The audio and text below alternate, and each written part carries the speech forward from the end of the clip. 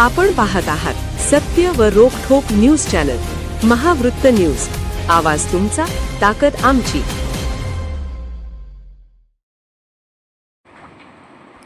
रेकॉर्डवरील गुन्हेगार संदीप भोसले 2 वर्षासाठी जिल्ह्यातून हद्दपार, खुनाचा प्रयत्न, गर्दी, मारामारी व खंडणीसारख्या गंभीर गुन्ह्यामध्ये सहभागी असलेल्या रेकॉर्डवरील गुन्हेगार संदीप रामू भोसले वय 37, राहणार 52, झोपडपट्टी, शाहूनगर, जयसिंगपूर यास कोल्हापूर जिल्ह्यातून 2 वर्षासाठी हद्दपार करण्यात आले आहे। माननीय पोलीस अधीक्षक कोल्हापूर यांच्या मार्गदर्शनाखाली जयसिंगपूर पोलीस ठाणे यांनी ही कारवाई केली। संदीप भोसले याच्या विरुद्ध जयसिंगपूर पोलीस ठाण्यात खुनाचा प्रयत्न, गर्दी, मारामारी, खंडणी यासारखे गंभीर स्वरूपाचे गुन्हे दाखल आहेत।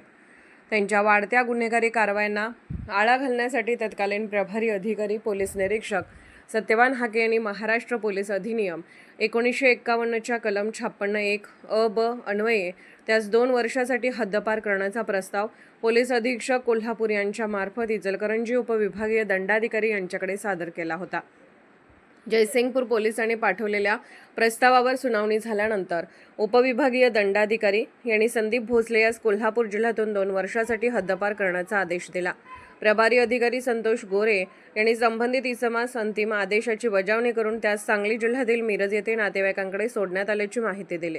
तसेच हद्दपार इसम जिल्ह्यात आढळून आल्यास नागरिकांनी तात्काळ जयसिंगपूर पोलीस ठाण्याशी संपर्क साधावा असे आवाहनही त्यांनी केले। महावृत्त न्यूज चॅनलला लाईक करा, शेअर करा आणि सबस्क्राइब करा।